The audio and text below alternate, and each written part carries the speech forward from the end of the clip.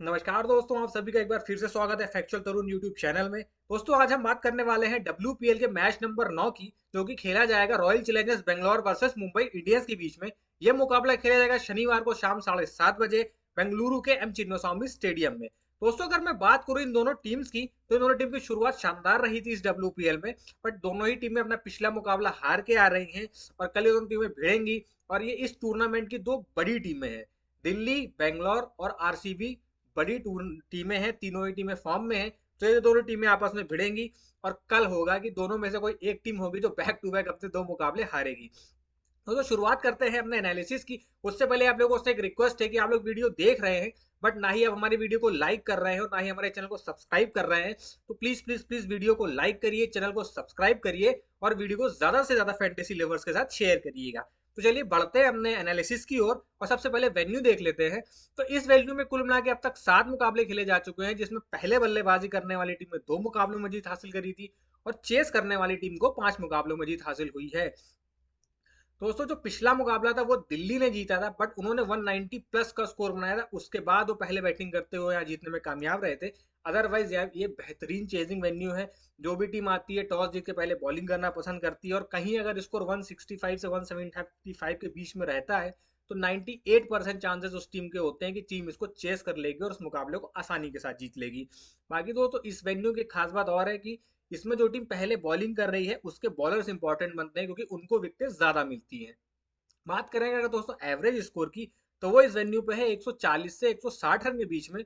और जो highest score बना था वो पिछले ही मुकाबले में बना था, जो दिल्ली कैपिटल्स ने बनाया था आरसीबी के खिलाफ। उन्होंने 194 रन बनाए थे 5 विकेटों के नुकसान पे, और इसी वजह से शायद वो पहले बैटिंग करते हुए मुकाबला जीत गए थे, वो भी आरसीबी के खिलाफ।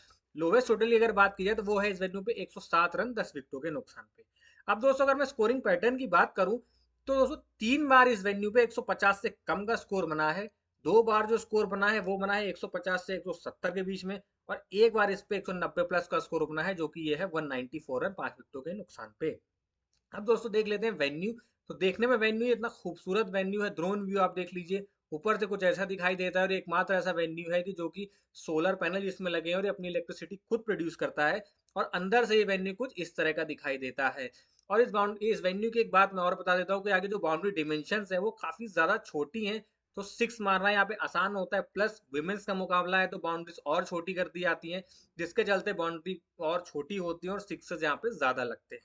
ये तो थी बात वेन्यू की। अब चलिए बात कर लेते हैं टीम की। सबसे पहले हम बात करेंगे रॉयल चैलेंजर्स बेंगलोर की प्लेइंग 11 की। तो पिछला मुकाबला खैर रॉयल चैलेंजर्स बेंगलोर हारी है, बट मुझे नहीं लगता वो इसमें कोई चेंज करना चाहेंगी। हाँ, इन्हें पिछले मुकाबले में एक फोर्स चेंज करना पड़ा था, जो कि था एलिसा पेरी का, जिनकी जगह इन्हें नैंडाइन डी क्लर्क को अपनी टीम में शामिल किया था और उन्होंने शानदार परफॉर्मेंस दी थी।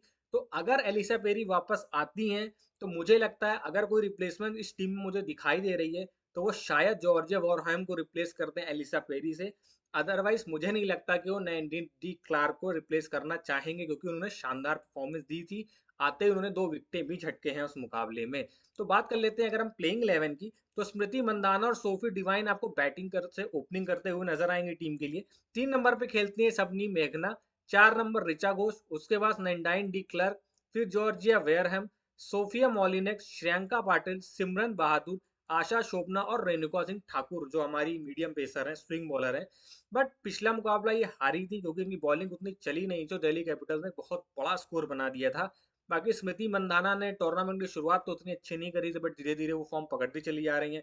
अगर सोफी डिवाइन भी अपनी बैटिंग से फॉर्म पकड़ लेना तो ये टीम कमाल परफॉर्मेंस करने वाली है। ये थी आरसीबी की आपकी प्लेइंग 11। अब देख लेते हैं एमआई की प्लेइंग 11 क्या रहने वाली है। एमआई की जो प्रोबेबल प्लेइंग 11 है वो मैंने पिछली ही प्लेइंग 11 रखी है, क्योंकि हरमनप्रीत कौर और जो इनकी शबनम स्माइल करके फास्ट बॉलर हैं वो इंजर्ड थी, इसी वजह से दोनों प्लेयर्स खेली नहीं लास्ट मुकाबला। और अभी इनकी कोच की तरफ से कोई ऑफिशियल अपडेट आया नहीं है, ना हरमनप्रीत कौर को लेके ना स्माइल को लेके। तो अगर वो आ जाता है उसके बाद हम चेंज कर लेते हैं, बट फिलहाल के लिए हम जो पिछली प्लेइंग 11 खेली थी उसी के हिसाब से जाएंगे। तो यास्तिका भाटी और हेली मैथ्यूज आपको ओपन करते हुए नजर आएंगी, दोनों ही फॉर्म में दिखाई दे रही हैं। फिर नेट शेवर ब्रंट है, Amelia Kerr, Pooja Vastrakar, Aman Jot Kaur, Issy Wong, S Sanjana, Humaira Kazi. पता नहीं हुमायरा काजी को मुंबई इंडियंस क्यों खिला रही है, 2 सीजन से इनके साथ है, प्लेइंग 11 में रहती है पर ना ही इनको बैटिंग देती है ना ही इनको बॉलिंग देती है, तो सोपीज ही रखा है। कीर्तना बालकृष्णन और शाइका ऐशा। शाइका ऐशा कमाल की बॉलर थी, लास्ट सीजन छा गई थी।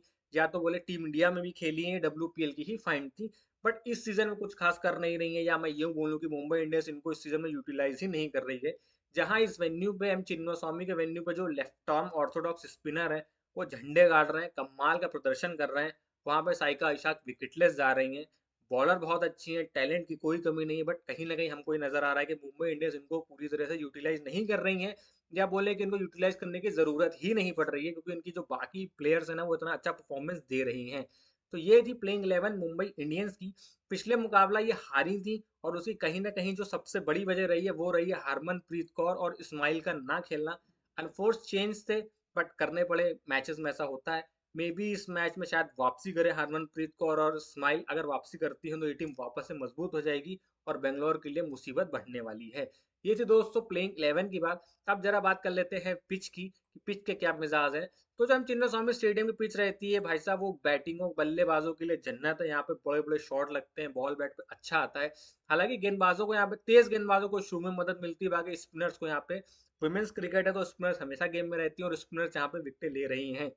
आप लोगों के लिए जानकारी और बता दूं कि जो टीम पहले बॉलिंग कर रही है उस टीम के बॉलर ज्यादा विकेट ले रहे हैं, और जो टीम चेस करने आ रही है उस, मतलब कि उस टीम के विकेट कम गिर रहे हैं। यानी जो फर्स्ट बॉलिंग करने वाली टीम है, आप उनके बॉलर पे ज्यादा तवज्जो दीजिएगा, और जो सेकंड बॉलिंग करने वाली टीम है उनके बॉलर के साथ आप थोड़ा 19-20 कर सकते हैं। ये था दोस्तों पूरा पिच। अब आगे बढ़ते और हेड टू हेड देख लेते हैं दोनों टीमों के बीच क्या आंकड़े हैं। तो दोनों टीमें पिछले साल हेड टू हेड में 2 मुकाबलों में एक दूसरे से भिड़ी हैं, जिसमें दोनों बार जो बाजी मारी है वो मुंबई इंडियंस ने मारी है, यानी कि मुंबई इंडियंस से पलड़ा यहाँ पे भारी हमको दिखाई दे रहा है। रॉयल चैलेंजर्स बेंगलोर एक भी मुकाबला जीतने में कामयाब नहीं रहा है। अगर मैं रीसेंट फॉर्म की बात करूं तो आरसीबी हो या मुंबई इंडियंस हो, दोनों ही टीमों ने 3 मुकाबले खेले हैं। 3 में से दोनों टीमों ने 2 मुकाबले जीते हैं, और दोनों, और एक में हार का सामना किया दोनों ने। और दोनों ही टीमों को अपने पिछले जो रीसेंट मुकाबले हैं उनमें ही हार मिली है। यानी कि आप यहाँ से मान सकते हैं जब ये दोनों टीमें एक दूसरे से भिड़ेंगी तो इनमें से एक ऐसी टीम होगी जो बैक टू बैक अपने 2 मुकाबले हार जाएगी, और एक ऐसी टीम होगी जो एक ही हारेगी और अपने 4 में से 3 मुकाबले जीत जाएगी। वो तो पता चलेगा हमें कल। ये थी गेम हेड टू हेड की। अब बात कर लेते हैं जरा इस वेन्यू पे जो रीसेंट मैचेस हुए हैं उनका क्या सिनेरियो रहा है। तो अगर मैं रीसेंट मैचेस की बात करूँ तो जो सबसे रीसेंट मैच था वो खेला गया था आरसीबी और दिल्ली कैपिटल्स के बीच में, जिसमें दिल्ली कैपिटल्स ने दोस्तों पहले बल्लेबाजी करते हुए 194 रन का विशाल स्कोर बना दिया था 5 विकेटों के नुकसान पे। उसको हमारी रॉयल चैलेंजर्स बेंगलोर जो थी वो चेज नहीं कर पाई थी। मात्र 20 ओवर में 169 रन ही बना पाई थी, और उन्होंने अपने 9 विकेटें खो दी थी। ये एकमात्र ऐसा मुकाबला है जिसमें सेकंड बैटिंग करने वाली टीम में ज्यादा विकेटें गिरी हैं। इस मुकाबले में पेसर्स को 9 विकेटें मिली थी और स्पिनर्स को मात्र 4 विकेटें मिली थी। अब बात कर लेते हैं दोस्तों अगले मुकाबले की। जो उससे पहले मुकाबला खेला गया था वो खेला गया था मुंबई इंडियंस बनाम यूपी वॉरियर, जिसमें मुंबई इंडियंस को हार मिली थी। मैंने बोला था ना दोनों टीमों ने पिछला मुकाबला हार के आ रही हैं। तो उसमें मुंबई इंडियंस ने पहले बल्लेबाजी करते हुए 161 रन बनाए थे 6 विकेटों के नुकसान पे। इसको यूपी वॉरियर्स की टीम ने आसानी से चेस कर लिया था, उन्होंने 163 रन बना दिए थे मात्र 3 विकेटों के नुकसान पे। इस पूरे मैच में पेसर्स को 3 विकेटें मिली थी, और स्पिनर्स ने यहाँ पे 5 विकेटें हासिल की थी। उससे पहला जो मुकाबला था वो खेला गया था गुजरात जाइंट्स के और रॉयल चैलेंजर्स बेंगलोर के बीच में, जिसमें रॉयल चैलेंजर्स बेंगलोर को जीत हासिल हुई थी, क्योंकि गुजरात जाइंट ने मात्र 107 रन बनाए थे 7 विकेटें खो के, और रॉयल चैलेंजर्स बेंगलोर ने इसको आसानी से हासिल कर लिया था, इस टारगेट को 110 रन बनाए थे 2 विकेटों को खो के। इस मुकाबले में दोस्तों पेसर्स को 2 विकेटें मिली थी और स्पिनर्स को 6 विकेटें मिली थी। अगर पिछला मुकाबला छोड़ दूं, उसके अलावा सभी मुकाबलों में दोस्तों स्पिनर्स को विकेटें ज्यादा मिली हैं। और साथ ही साथ जो जिस टीम ने चेस किया है उसको जीत हासिल हुई है, और पहले बैटिंग करने वाली टीम ने ज्यादा विकेटें खोई हैं। अगर मैं टोटल कर लूं तो पेसर्स को जो पिछले 3 मुकाबले हुए हैं उसमें कुल मिला के पेसर्स ने लिए हैं 14 विकेटें। पेसर्स को मिली हैं 14 विकेटें, और अगर स्पिनर्स की विकेटें में जोड़ूं तो स्पिनर्स को मिली हैं 15 विकेटें। बहुत मतलब पिछले मैच से पहले डिफरेंस काफी ज्यादा था, बट लास्ट मुकाबले में 9 विकेटें पेसर्स को मिल गई हैं, जिसके चलते डिफरेंस थोड़ा सा कम हुआ है। बट अभी इस टाइम जब मैं वीडियो रिकॉर्ड कर रहा हूँ तो लखनऊ और यूपी का मुकाबला चल रहा है। उसमें भी पहले बैटिंग करने वाली टीम ने काफी विकेटें खोई हैं, और लखनऊ के स्पिनर्स ने, यूपी के स्पिनर्स ने गुजरात के ऊपर दबदबा बना रखा है, जिसमें सोफिया क्लिस्टो ने मेरे ख्याल से 3 या 4 विकेटें भी निकाली हैं। तो पैटर्न वापस आता चला जा रहा है। अब दोस्तों ये थी पूरी बात हमारे रीसेंट मैचेस की। अब आगे बढ़ते और देख लेते हैं रॉयल चैलेंजर्स बेंगलोर के प्लेयर्स के एनालिसिस की, कौन से प्लेयर किस फॉर्म में, हमें किसको लेना चाहिए और किसको नहीं। सबसे पहले बात करेंगे कैप्टन स्मृति मंदाना की। हमेशा से शानदार प्लेयर है, टूर्नामेंट में एंट्री भी अच्छी फॉर्म के साथ करी थी और धीरे धीरे ही अपनी लय पकड़ती चली जा रही है, क्योंकि पहला जो मैच खेला था उसमें मात्र 13 रन बनाए थे, फिर 43 में, लास्ट मुकाबले में तो शानदार 74 रन बनाए थे। अगर एन मौके पर ये आउट ना हुई होती तो शायद आरसीबी ये मुकाबला जीत जाती। ताबड़तोड़ 74 रन बनाए थे, इसलिए मस्ट पिक बनती हैं। आप चाहे जीएल खेल रहे हो या एसएल खेल रहे हो, भैया इनको ड्रॉप करने की गलती मत करिएगा। बात करें सोफी डिवाइन की, तो सोफी डिवाइन का बल्ला अभी तक उतना नहीं चला है जिस हिसाब से चलता है, बट गेंद के साथ इन्होंने अच्छी परफॉर्मेंस की। लास्ट मैच में 23 रन बनाए थे और 2 विकेटें हासिल करी थी, फिर 6 रन विकेटलेस गई थी, फिर 1 रन 0 विकेट। तो सोफी डिवाइन को भी आप अपनी टीम में रख के चल सकते हैं, क्योंकि इन्होंने भी फॉर्म पकड़ ली है, इनको ड्रॉप करने का चांस तो नहीं बनता है। उसके बाद करें सबनिया मेघना की, तो भाई साहब ये भी शानदार फॉर्म में है। 36 रन, 36 रन, 53 रन, 46 रन। अगर आरसीबी के 3 बैट्समैन आप लेना चाहते हैं तो वे टॉप 3 हैं। उसके अलावा किसी बैट्समैन ने कुछ खास बैट से परफॉर्म किया नहीं है, या यूं कहें कि टॉप 3 ने उनको मौका ही नहीं दिया है, तो आप चाहें तो उनको ड्रॉप करके चल सकते हो। अब बात करें दोस्तों यास्तिका सॉरी ऋचा घोष की, तो ऋचा घोष और यास्तिका भाटिया, आपके पास 2 विकेट कीपिंग ऑप्शन है, तो मैं आपको रिकमेंड करूंगा कि आप यास्तिका भाटिया के साथ जाएं। ऋचा घोष को आप ड्रॉप करके चल सकते हो। अगर आप ये टॉप 3 अपनी टीम में ले रहे हो, उस कंडीशन में आप ऋचा घोष को ड्रॉप करके चल सकते हो। रिसेंट फॉर्म ठीक है, एक 62 रन की पारी आई है, उसके अलावा 19 रन, 23 रन और 11 रन। बैटिंग ऑर्डर भी इनका थोड़ा सा नीचे है, जिसके चलते मुझे लगता है कि आप चाहें तो ऋचा घोष को ड्रॉप करके चल सकते हो और आप यास्तिका भाटिया के साथ जा सकते हो। अगर आरसीबी की टीम चेस कर रही है, उस कंडीशन में आप ऋचा घोष को ट्राई कर सकते हो। अगर पहले बैटिंग कर रही है तो आप चाहो तो इनको ड्रॉप भी कर सकते हो। बात करूं मैं नाइन डी क्लार्क की, तो पिछले मुकाबले में खेली थी, रिसेंट फॉर्म इनका अच्छा है। 1 रन बैट से बनाया था, बट 2 शानदार विकेटें हासिल करी थी। एलिसा पेरी की जगह खेल रही हैं, अगर ये टीम में कंटिन्यू करती हैं तो आप इनको बिल्कुल ट्राई कर सकते हो। 20 रन, 1 विकेट, 14 रन, 2 विकेट और 1 रन, 2 विकेट इनके नाम है। अच्छे फॉर्म में है, शानदार फॉर्म में और अच्छी बॉलर है। वही बात करें दोस्तों जॉर्जिया वेरहम की, तो कुछ खास बॉलिंग का परफॉर्मेंस है नहीं। सामने देखिए मुंबई इंडियंस की टीम है, तो बात वही आके आके फंस जाती है कि आप किसको किसको लोगे। तो आप अपनी टीम के अकॉर्डिंग चलिएगा, मैं आपको ये नहीं कहूंगा कि आप इनको ही ले लो, बट आप देखिए मुंबई, ये भी हमें देखना है कि किस टीम के प्लेयर अच्छे फॉर्म में, किसका सिलेक्शन परसेंटेज ज्यादा है। अगर आप स्मॉल लीग खेल लो, देखिए ग्रैंड लीग में तो आपको वेरिएशन ट्राई करने पड़ेंगे, क्योंकि बहुत बड़ा प्राइज अमाउंट और बहुत सारी टीमें खेलती हैं। बट अगर आप स्मॉल लीग खेल रहे हो तो उस कंडीशन में आपको सेफ खेलना चाहिए, ताकि आपका लॉस ना हो और आप ज़्यादा से ज़्यादा जीतो। तो जॉर्जिया वॉरहैम की मैं बात करूँ तो उतने अच्छे ये फॉर्म में है नहीं, तो आप चाहें तो इनको ड्रॉप भी कर सकते हैं। बाकी जीएल में आपको ट्राई करना है तो आप कर सकते हैं। 6 रन, 1 विकेट, 1 विकेट, 0 विकेट, तो उतनी खास परफॉर्मेंस इनकी है नहीं। बात करें हम सोफी मोलिनेक्स की, तो ये अच्छे फॉर्म में है, आप इनको ज़रूर से ज़रूर अपनी टीम में रख सकते हैं। पिछले मैच में हालांकि विकेटलेस गई थी, उसके अलावा 3 विकेटें मारी हैं, फिर 9 रन बना के 1 विकेट लिए, फिर 34 रन बल्ले से आए और 2 विकेटें ली हैं। तो अच्छी प्लेयर है, आप इनको बिल्कुल लेके चल सकते हैं। बात करूं मैं श्रेयंका पाटिल की, तो उतने अच्छे रिदम में है नहीं। 1 विकेट, 0 विकेट, 1 विकेट, 1 विकेट, और पिछले मुकाबले में तो काफी मतलब रन भी पड़े थे इनको। तो आप चाहें तो इनको ड्रॉप करके चल सकते हैं कल के मुकाबले में। आगे बढ़ते हैं और बात करते हैं सिमरन बहादुर की। कुछ खासा फॉर्म है नहीं, 2 रन है, फिर 1 विकेट, 0 विकेट, 0 विकेट। पिछले मैच में भी कुछ खास विकेट लिए नहीं थे। वहीं यही हाल आशा शोभना का है, 0 विकेट, 0 विकेट। एक मुकाबले में 5 विकेट आए थे, उसके अलावा 2 मुकाबलों में ये विकेटलेस गई हैं। फिर बात करें रेणुका सिंह ठाकुर की, तो इनका फॉर्म ना अप डाउन चला है। 0 विकेट, 2 विकेट, 0 विकेट, 2 विकेट। तो आप चाहो तो इनको ट्राई कर सकते हो एज अ डिफरेंशियल पिक अपनी टीम में। अदरवाइज आप चाहो तो इनको ड्रॉप करके भी चल सकते हो। हाँ, अगर आरसीबी पहले बॉलिंग करा रही है तो उस कंडीशन में आप इनको ट्राई कर सकते हो, क्योंकि स्टार्टिंग में सीम और स्विंग मिलता है, उसका ये फायदा बहुत आसानी के साथ उठा सकती हैं। पर सवाल ये है कि क्या ये पहला ओवर डालेंगे कि नहीं। अगर रेणुका सिंह ठाकुर पहला ओवर डालती हैं तो काफी इफेक्टिव आपके लिए साबित हो सकती हैं। तो अगर आरसीबी पहले बॉलिंग करा रहा है, उस कंडीशन में आप रेणुका सिंह ठाकुर के साथ जा सकते हो। तो ये था पूरा आरसीबी टीम का एनालिसिस।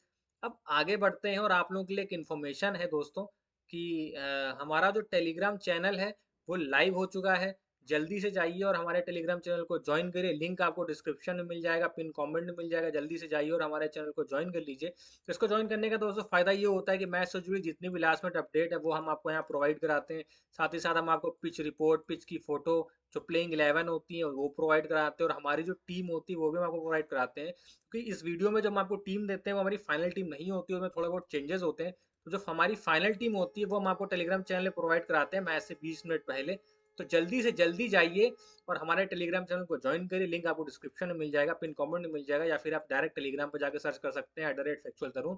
आप चैनल पे आ जाएंगे, ज्वाइन के बटन पर क्लिक करेंगे और आप हमारी फैमिली का हिस्सा बन जाएंगे। और मजे की बात ये दोस्तों कि ये एकदम फ्री है, इसको करने का हम कोई भी चार्ज नहीं लेते हैं।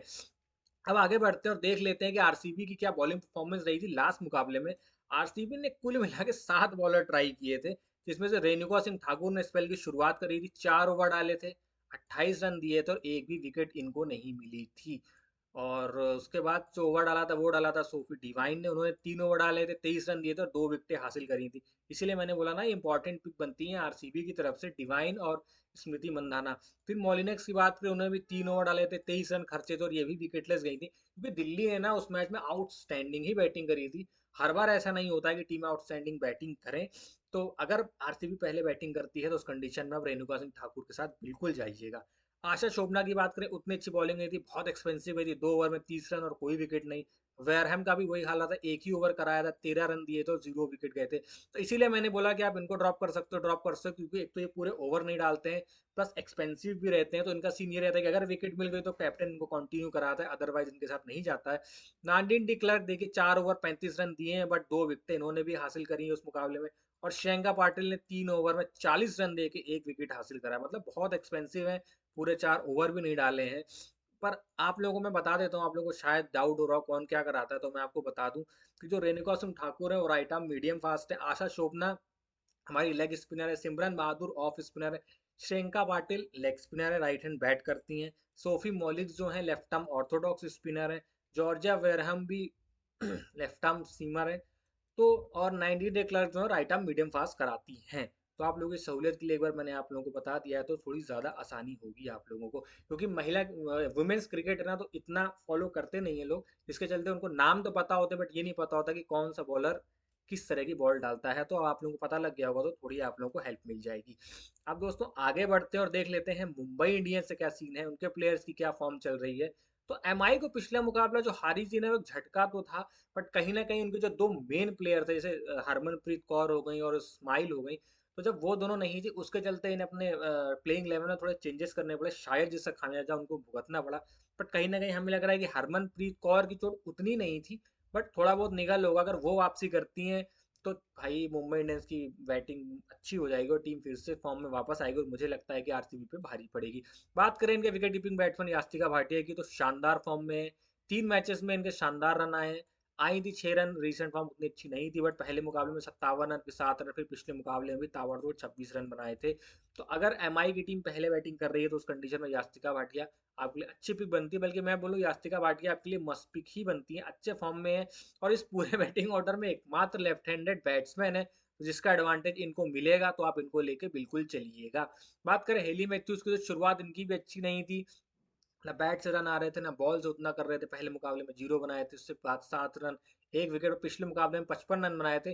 बट ये 55 रन थोड़े स्लो थे, मुझे लगता है कि कहीं ना कहीं इनकी टीम को कॉस्ट कर गए, बट रन आए हैं।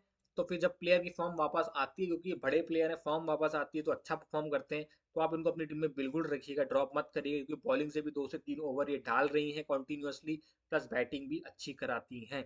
उसके बाद बात करें नैट सेवरबंड की, जो कैप्टन थी, स्टैंडिंग कैप्टन थी, क्योंकि हरमनप्रीत कौर नहीं खेल रही थी, 3 नंबर पर बैटिंग करने आती है, पूरे 4 ओवर डालती हैं और पावर प्ले में भी डालती हैं, डेथ में भी डालती हैं, अच्छी बॉलिंग डालती हैं, तो ये कैप्टन वाइस कैप्टनसी की भी अच्छी चॉइस है। रिसेंट फॉर्म की मैं बात करूँ तो 19 रन 0 विकेट है, फिर 22 रन 1 विकेट है, फिर 19 रन 2 विकेटें हैं, तो आप इनके साथ डेफिनेटली जा सकते हो। बात करें एमेलिया कैर की, तो भाई इस टीम में सबसे ज्यादा अगर कोई पॉइंट्स ला के दे रहा है तो एमेलिया कैर दे रही है, कि बैटिंग से ही परफॉर्म कर रही है, बॉलिंग से ही परफॉर्म कर रही है, ज्यादा विकेटें भी हासिल करती हैं।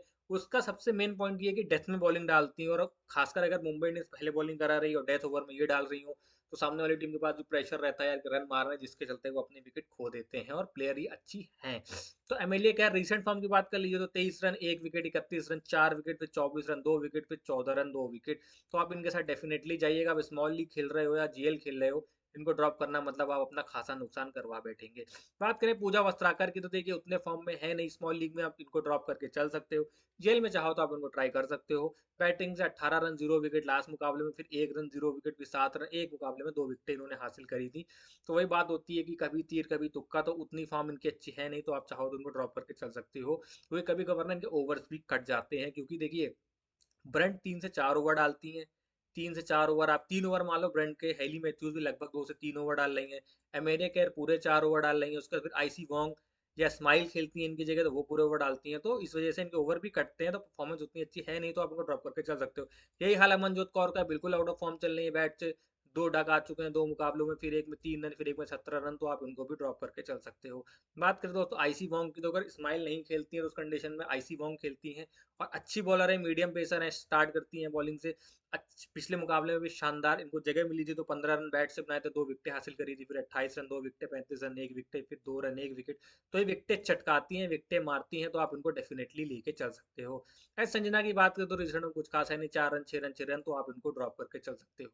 उसके बाद बात करें हुमायरा काजी की, तो इनको भी आप ड्रॉप करके चलिएगा, क्योंकि मुंबई इंडियंस ने कभी इनको ट्राई ही नहीं किया। 0 run 1 wicket, 9 run 3 run 42 run, ना इनसे बेचारों से बैटिंग करवाती है ना बॉलिंग करवाती है, बस फील्डिंग करवा के छोड़ देती है। यही हाल के बालाकृष्णन का है, कोई रिसेप्ट खास है नहीं, 0 विकेट 18 ने एक मुकाबले में 3 विकेटें मारी थी, उसके बाद ये विकेटलेस गई हैं। तो आप इनको ट्राई करना चाहो तो as a risky pick try कर सकते हो, अदरवाइज आप इनको ड्रॉप करके चल सकते हो। साइका आयशा लास्ट सीजन कमाल का गया था, शायद लीडिंग विकेट टेकर रही थी या टॉप 2 में रही थी विकेट टेकर के, बस इस मुकाबले में खाता ही नहीं खुला है। 3 मुकाबले बैक टू बैक 0 विकेट है, उससे पहले 3 विकेट के साथ रिसेंट फॉर्म के साथ आई थी। उसका एक रीज़न ये भी है कि मुंबई इंडियंस इनको यूटिलाइज नहीं कर रही है, तो ये भी हो सकता है कि इनको यूटिलाइज करने की ज़रूरत नहीं पड़ रही है, क्योंकि बाकी टीमों के जो लेफ्ट आर्म स्पिनर्स है ना वो कमाल कर रहे हैं, चाहे सोफी एक्लिस टोनो, बट ये पता नहीं क्या कर रही हैं, ये विकेट नहीं ले पा रही हैं। तो मे बी आप चाहो तो कल के मुकाबले में इन्हें as a risky pick try कर लो, क्योंकि देखिए विकेटें ये नहीं मार रही हैं, तो उनका सिलेक्शन परसेंटेज ऑटोमेटिक डाउन हो चुका होगा। तो आप स्मॉल लीग खेल रहे हो, तो एक अगर रिस्की पिक आप लेना चाहते हो तो आप शाइका इशाक के साथ जा सकते हो, अगर ये खेलती हैं। नहीं खेलती हैं तो कोई बात नहीं, और आप रिस्क नहीं लेना चाहते हो तो आप इनको ड्रॉप करके चल सकते हो, बट एज अ रिस्क और ट्रम्प ये दोनों का ही काम करेंगे, तो आप डिफरेंशियल पिक आप चाहे तो इनको ले सकते हो, क्योंकि इनका सिलेक्शन परसेंटेज ऑलरेडी बहुत कम हो चुका है। तो ये थी बात दोस्तों दोनों टीमों की। हाँ, अगर शबीनम इस्माइल और हरमनप्रीत कौर खेलती हैं तो उस कंडीशन में आप हरमनप्रीत कौर को मुंबई इंडियंस अगर चेस करने आती है तो उस कंडीशन में डेफिनेटली लेके चलना। अगर पहले बैटिंग करने आती हो तो चाहो तो आप उनको ड्रॉप करके चल सकते हो।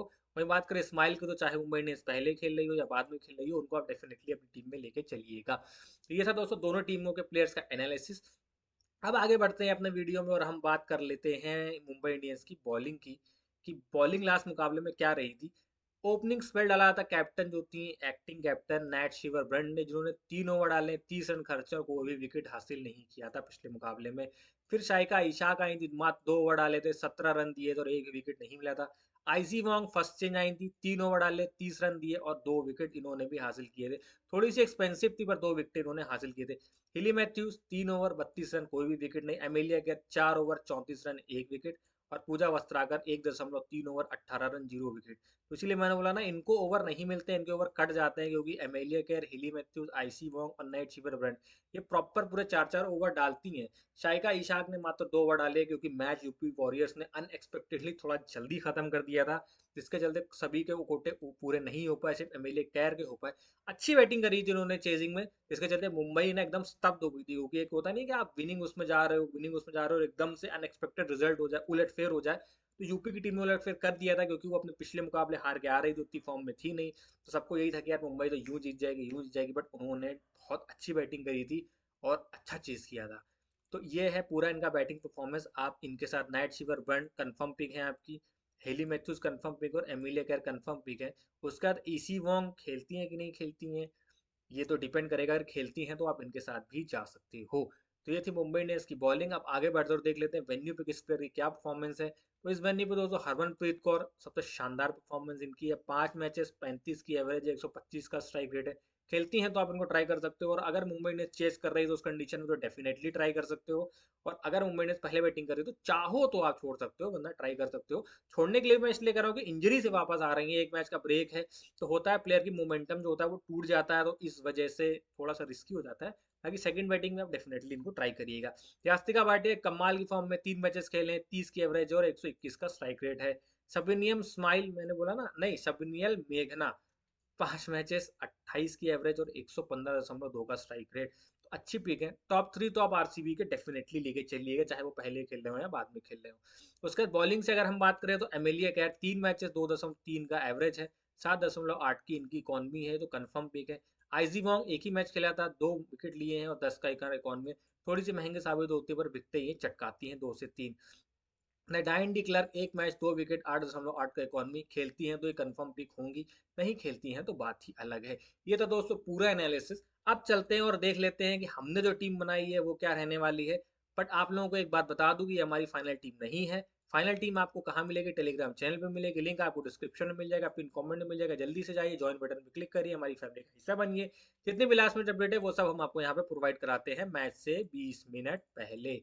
अब दोस्तों टीम की बात करते हैं, तो मैंने यास्तिका भाटी और ऋचा घोष दोनों को रखा है। बैट्समैन में मैंने सिर्फ स्मृति मंधाना को लिया है। अगर ऑलराउंडर सेक्शन की बात करें तो Hayley Matthews, Nat Sciver Brunt, Sophie Devine और एमिलिया केयर है। और S Molineux, Andy Clark, Renuka Singh Thakur और आईसी वोंग। ये मैंने रेणुका सिंह ठाकुर को उस कंडीशन में लिया है जब आरसीबी पहले बॉलिंग करा रही है, क्योंकि थोड़ा सा सीम और स्विंग मिलता है और ठाकुर अच्छी स्विंग बॉलर है। हो सकता है वो टॉप ऑर्डर को झटका दे दे। इस टीम में अगर कोई एक चेंज हो सकता है तो वो हो सकता है मैं ऋचा घोष को ड्रॉप करके जो मेघना है इनकी टीम की उनको अपनी टीम में जगह दे दूं। बाकी तो मैं सेम टीम के साथ जाऊंगा। और फिर अगर आईसी मोंग नहीं खेलती हैं, उनकी जगह स्माइल खेलती हैं, तो स्माइल डेफिनेटली मेरी टीम में रहेंगी। और अगर एक दो कोई चेंजेस आरसीबी भी करती है तो उस कंडीशन में भी मैं कुछ चेंजेस कर सकता हूं। तो वो जितनी भी इन्फॉर्मेशन है वो सब आपको हमारे टेलीग्राम चैनल पे मिल जाएगी मैच से 20 मिनट पहले। बाकी कंफर्म प्लेइंग 11 क्या आती है उस पर भी डिपेंड करता है, वेदर क्या रहता है उस पर भी डिपेंड करता है, तो थोड़ा बहुत चेंज आपको देखने को मिल सकता है। तो वो जो भी इन्फॉर्मेशन होगी सब मैं आपको अपने टेलीग्राम चैनल पे प्रोवाइड करा दूंगा, लिंक डिस्क्रिप्शन में, पिन कमेंट में। जल्दी से जाइए और ज्वाइन करिए। तो दोस्तों आज के वीडियो में बस इतना ही, फिर मिलेंगे अगले वीडियो में। तब तक के लिए नमस्कार, जय हिंद, वंदे मातरम और बाय बाय।